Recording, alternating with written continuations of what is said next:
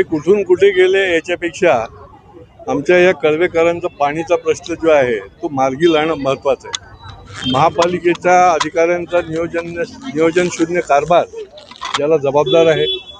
एकीकडे ते पत्रामध्ये गेली 1.5 वर्ष बांगर साहेबांनी पत्र दिलंय, सौरव राव साहेबांनी तशीच्या तशी फोटोकॉपी नंतर 6 महिन्याने ते आल्यावर दिलेलं आहे, परंतु फरक काहीच पडत नाही।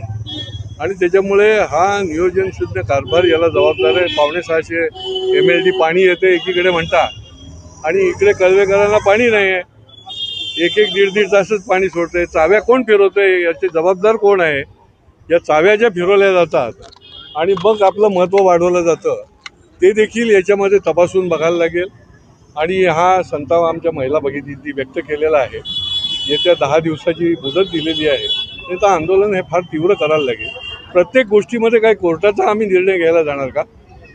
अनधिकृत बांधकाम असेल कोर्टात जा, डम्पिंग असेल कोर्टात जा। मग तुम्ही काय करता? अधिकाऱ्यांचं काम आहे ना, ते त्यांना अधिकार दिलेला आहे, त्यांनी हे करायला पाहिजे।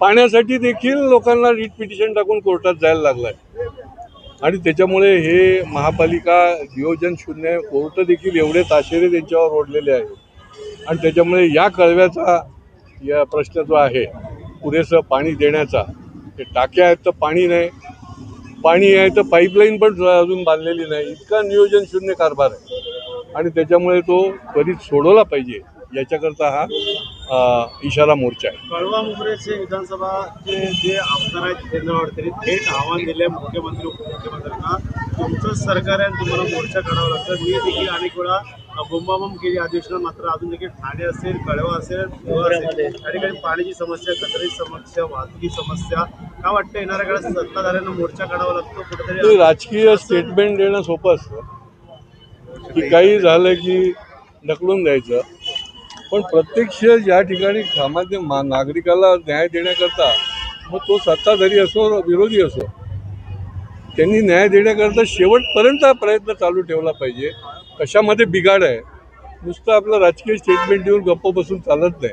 आज आम्ही इकडे आलो ना, आम्ही कळवेकरांना कोणी या ठिकाणी तुम्ही वाली नाही तर आम्ही या ठिकाणी आलो आणि ते आपली ही प्रक्रिया जी आहे, कारण महापालिकेचे जर अशा प्रकारे गलथान आणि नियोजन शून्य काम चालत असेल तर प्रत्येकाला ठिकाणावर आणण्याचं काम करणं हे आपलं कर्तव्य आहे। आणि त्याच्यामुळे ते या पुढच्या काळामध्ये देखील आम्ही करत राहणार आहोत। सदा सरवणकर म्हणतात की आमदार नसून 20 कोटी येतात, आमदार होतो ते 2 कोटी। त्याच्या संदर्भात आता DPDC मध्ये देखील महेश सावंत यांनी या संदर्भात भूमिका मांडली। का वाटतं अशा वक्तव्य करणं कितपत योग्य चुकीचं आहे? अशा आमदार नाही, आता त्यांनी वक्तव्य केलं आहे तर त्यांच्याच लोकांना त्यांनी तुम्ही विचारायला पाहिजे की बाबा हे असं बरोबर आहे का चूक आहे, तपासून बघायला लागेल की खरंच 20 कोटी जर गेले असतील तर विचारायला लागेल। लोकांपर्यंत ते पोचलेलं आहे, त्यांनीच त्यांच्या माध्यमातून त्यांना सांगायला पाहिजे, मार्गदर्शन करायला। विरोधकांची नाराजी आहे, कुठेतरी निधी दिला जात नाही, यामुळे कुठेतरी सरकारमध्ये लोक आहेत काही आमदार आहेत ते देखील काम करत नाही। का वाटतं येणाऱ्या काळात?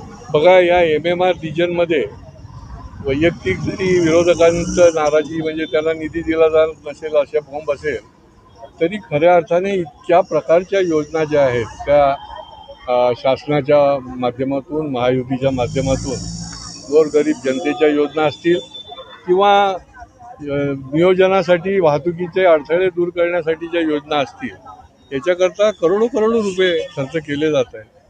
त्याच्यामुळे असं म्हणून चालणार नाही की निधी दिला जात नाही। या ठाणे जिल्ह्याला फार मोठा निधी जो आहे तो निरनिराळ्या माध्यमातून या ठिकाणी उपलब्ध केला गेलेला आहे। मराठवाडा असेल इतर ठिकाणी मोठ्या प्रमाणात पाऊस पडलेला, अतिवृष्टी झालेली आहे। सुप्रिया सुळेंचं म्हणणं आहे की देवानी लवकर ओढा दुष्काळ जाहीर करावं। का वाटतं येणाऱ्या काळात शेतकरी बळीराजांना पाहिजे मदत सरकारकडून मिळणार का? आज नाही, मला असं वाटतं की जाहीर करण्याच्या आधीच सरकारने ऑलरेडी 2,500 कोटी रुपये जे आहेत ते ऑलरेडी वितरित करायला सुरुवात केली।